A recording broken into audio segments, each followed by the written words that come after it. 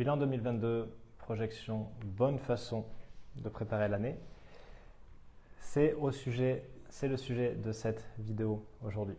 Salut à toi et dans cette vidéo, je vais te partager à cœur ouvert de façon très transparente les moments de succès de l'année 2022 qui est sur le point de s'achever, les moments dits d'échec, les moments traversés du désert, les grosses success stories, l'évolution de mon chiffre d'affaires,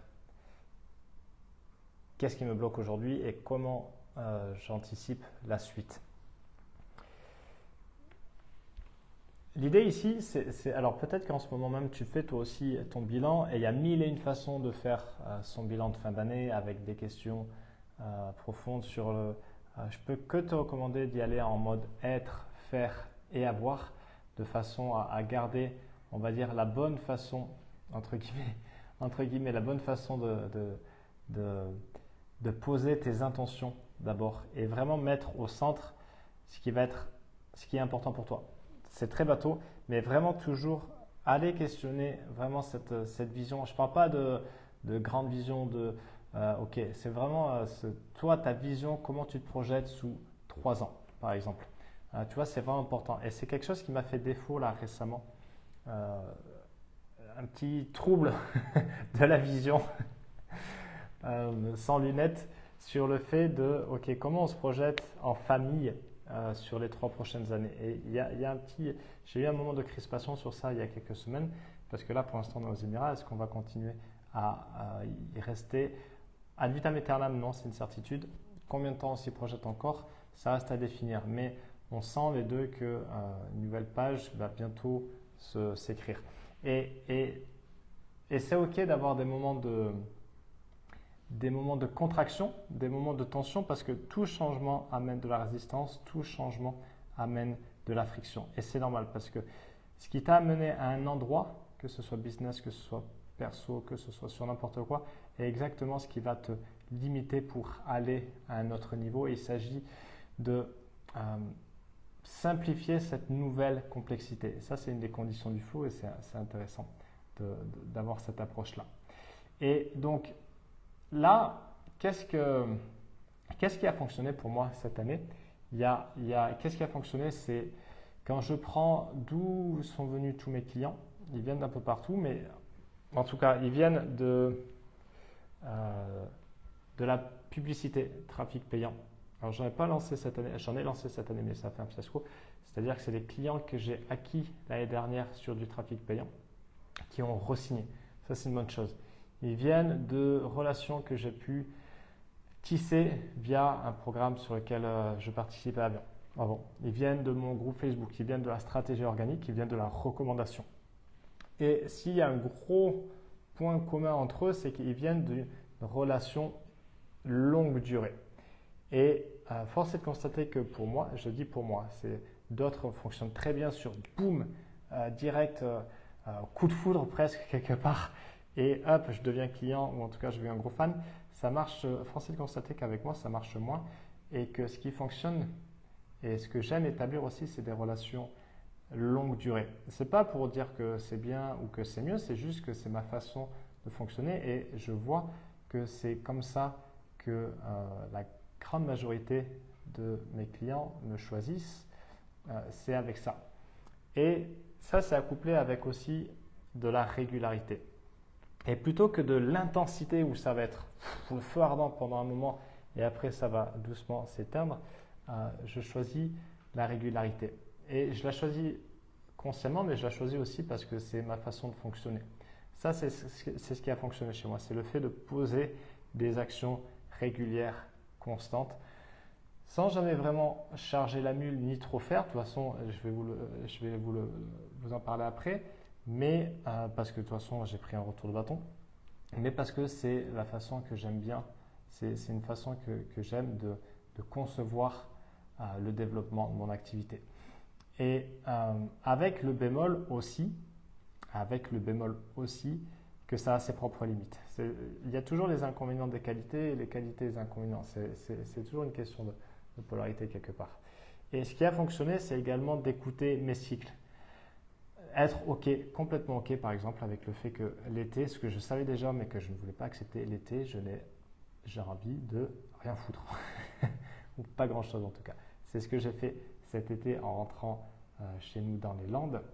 Et ça m'a très bien allé parce que c'était en fait plaisant et vraiment en macro, savoir stress plus repos égale croissance, ça marche en micro, ça marche également en macro. Ça, c'est vraiment important. C'est vraiment important de garder ça en tête. Donc ça, ce qui a fonctionné, c'est ça. C'est vraiment des points classiques. Après, si je dois relever quelque chose j'ai du mal à relever quelque chose de plus fantastique, on va dire. Voilà, il y a eu un challenge qui a bien fonctionné. Donc, c'est intéressant de voir ce qui a fonctionné. C'est beaucoup plus formateur de voir ce qui n'a pas fonctionné. Et ce qui n'a pas fonctionné, c'est plusieurs choses. C'est, par exemple, organiser un challenge sur mon groupe destiné à ma communauté Facebook en juin, qui n'a donné aucun résultat. Alors que ce même challenge, quelques mois plus tôt, a donné de très bons résultats. Comment j'ai pu expliquer ça avec un état de fatigue et que là j'étais vraiment dans le mental et dans le bourré, ça s'est senti, mon équipe l'a senti, les participants l'ont senti et je l'ai senti et en fait c'était un challenge qui n'était pas pertinent. Qu'est-ce qui n'a pas fonctionné? Également du trafic payant parce que gardez toujours en tête que du trafic, on va dire une audience tiède, chaude, c'est pas du tout la même approche qu'une audience froide. C'est pas du tout la même approche.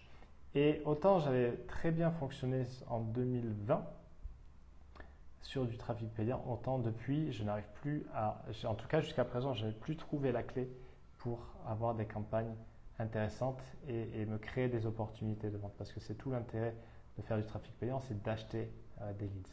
Okay, c'est vraiment acheter le fait de créer des opportunités de vente quelque part. Qu'est-ce qui a mal fonctionné également? C'est le fait de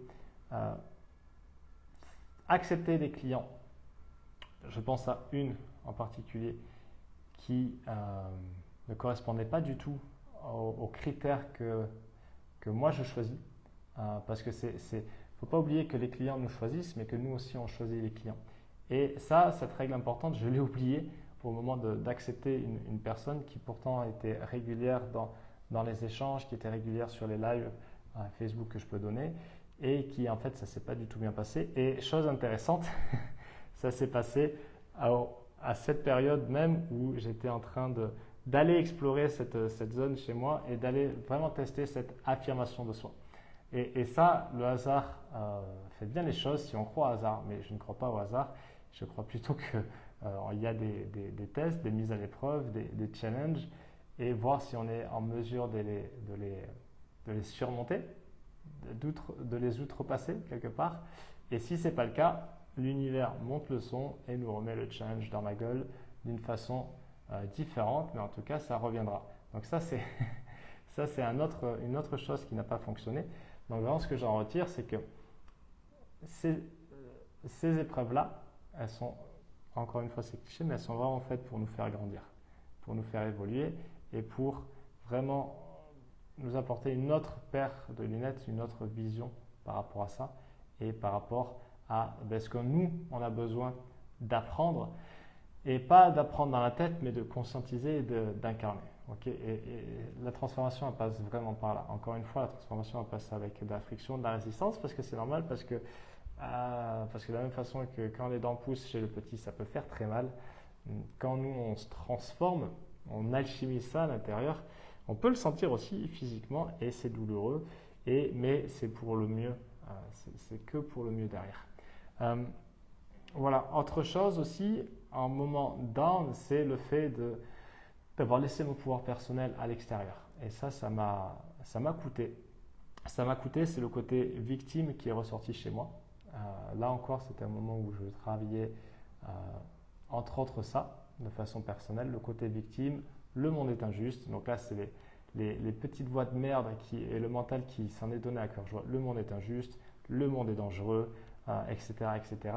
Et vraiment, ça m'a coûté quelques semaines de bruit, de brouhaha mental qui s'est, boum, directement ressenti sur mon activité. Là, il n'y a pas de sommation, là, pas de mise en demeure, c'est direct. C'est direct, donc vraiment, ce que j'ai appris ici, c'est déjà aussi de faire l'effort. Encore une fois, ça demande de l'effort.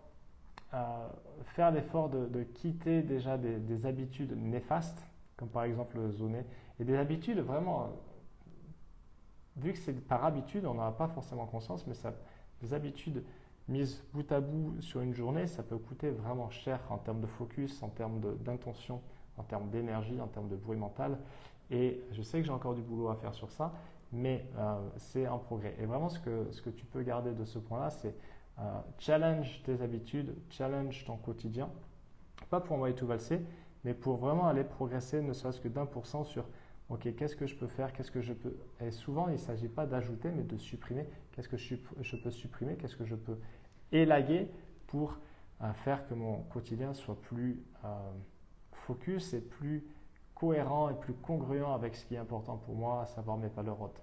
Et de prime abord, ça peut paraître chiant, mais en fait, derrière, qu'est-ce qui se passe? C'est qu'en mettant le focus sur ce qui compte vraiment, ça peut être n'importe quoi, en pro ou perso, et bien, where focus goes, energy flows, la magie opère derrière. Donc vraiment, ça, c'est important. C'est important. Et ça, c'est vraiment les quelques points de ce qui n'a pas fonctionné. C'est vraiment les quelques points de ce qui n'a pas fonctionné. Et en même temps, l'année a été plutôt bonne. Alors, elle n'est pas encore finie, mais je vais finir avec… Je ne vais pas donner les chiffres exacts parce que ce n'est pas forcément pertinent et ça peut nourrir la comparaison, chose dont j'ai souffert pendant trop longtemps à mes débuts. Mais je vais faire peu ou prou le même chiffre. Là, je suis en retard de 7%. Donc, ça a créé quand même pas mal de frustration chez moi. Pas de déception, mais un petit goût d'inachevé de me dire c'est la première année où je ne vais pas faire mieux que l'année précédente, sachant que j'ai connu des années à plus 50, plus 80, plus 89%.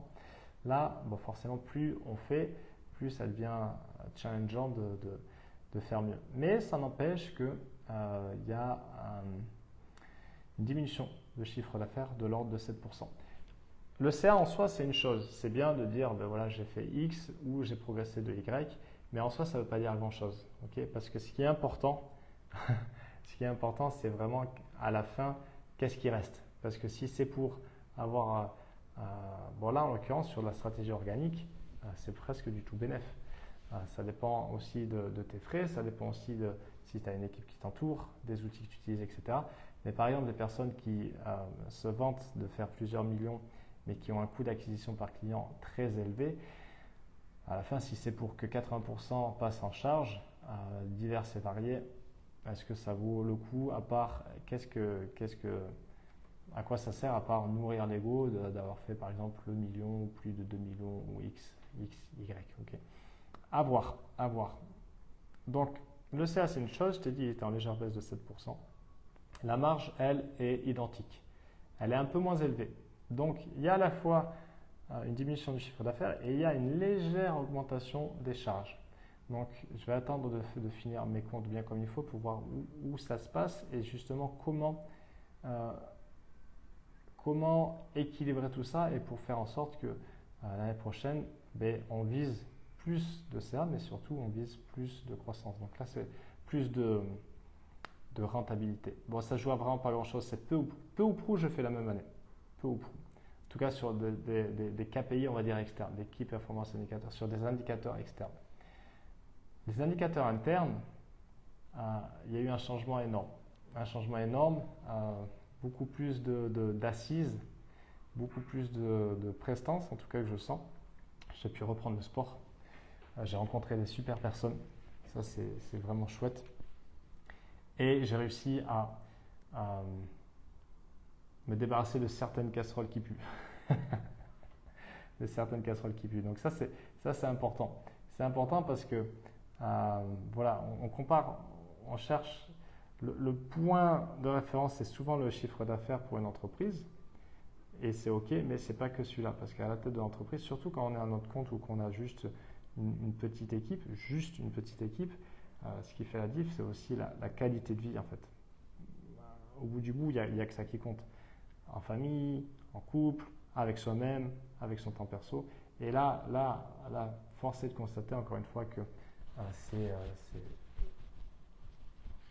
c'est bénéfique. C'est bénéfique, il y a beaucoup de progrès sur ça, en tout cas d'avancée sur ça, de libération sur ça, c'est chouette. Et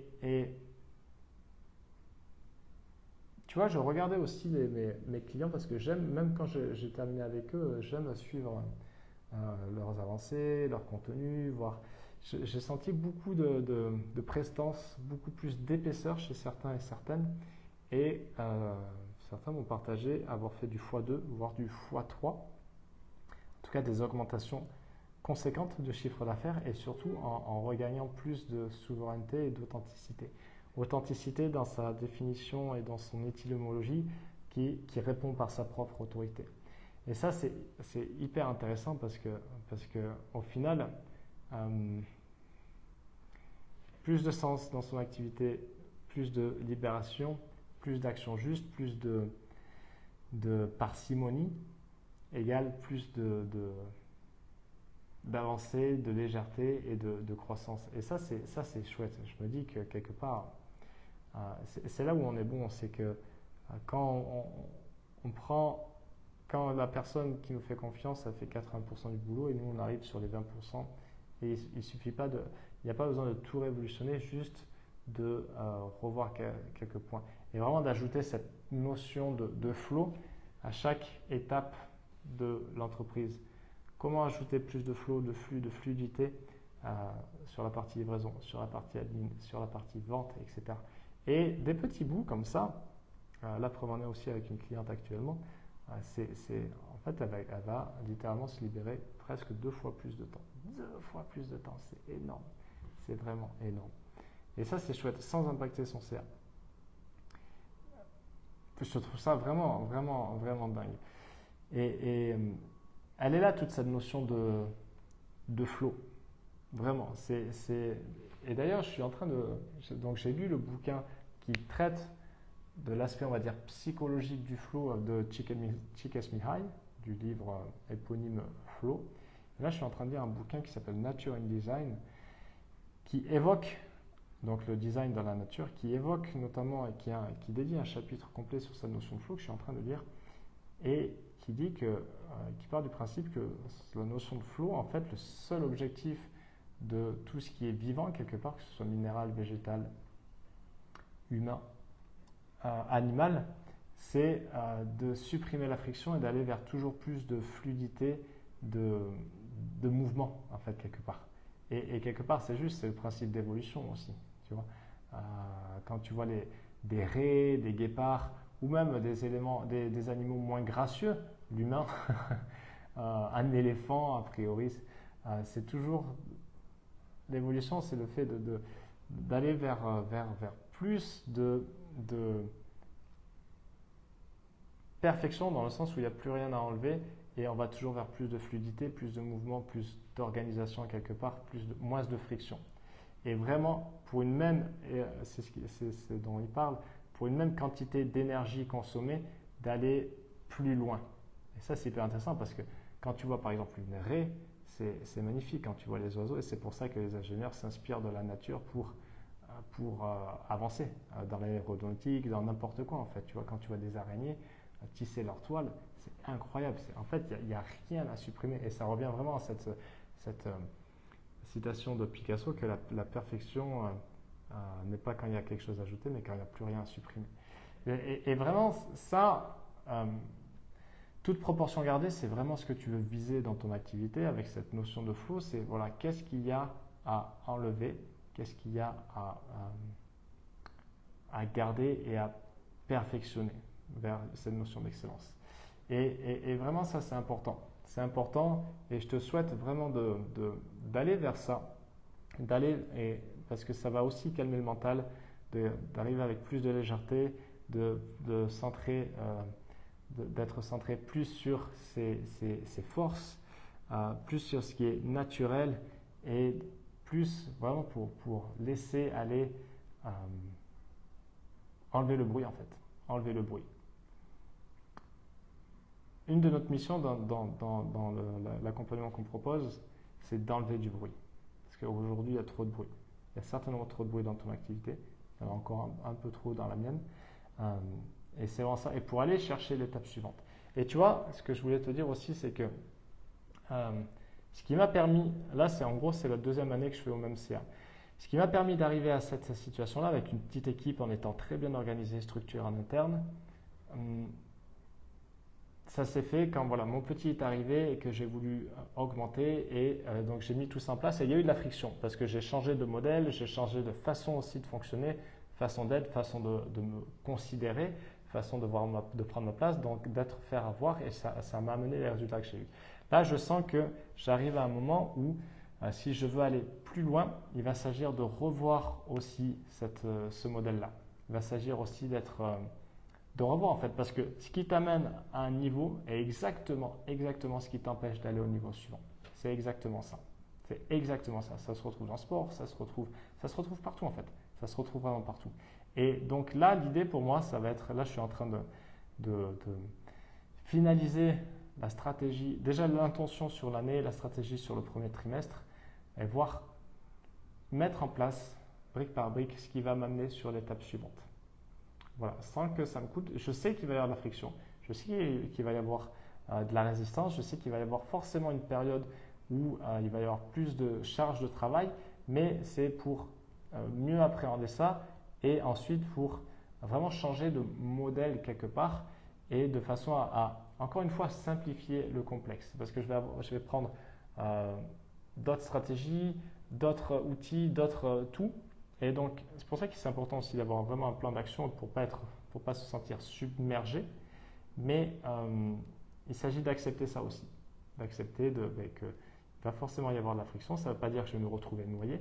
Parce que ça, no way. Ça ne veut pas dire que je vais sacrifier ce qui est important pour moi à mes côtés, à savoir par exemple finir à 17h30, 17h45 pour ensuite passer du temps avec mon fils. De toute façon, l'année s'en va, ma femme ne sera pas là, donc je n'aurai pas le choix. Et ça, c'est tant mieux, parce que ça sera une contrainte. Et dans cette contrainte, je vais trouver plus de liberté. Tu vois, ça peut paraître paradoxal, mais plus tu as de contraintes, plus quelque part, des fois, tu peux être libre. Tu vois, c'est ça qui est intéressant aussi.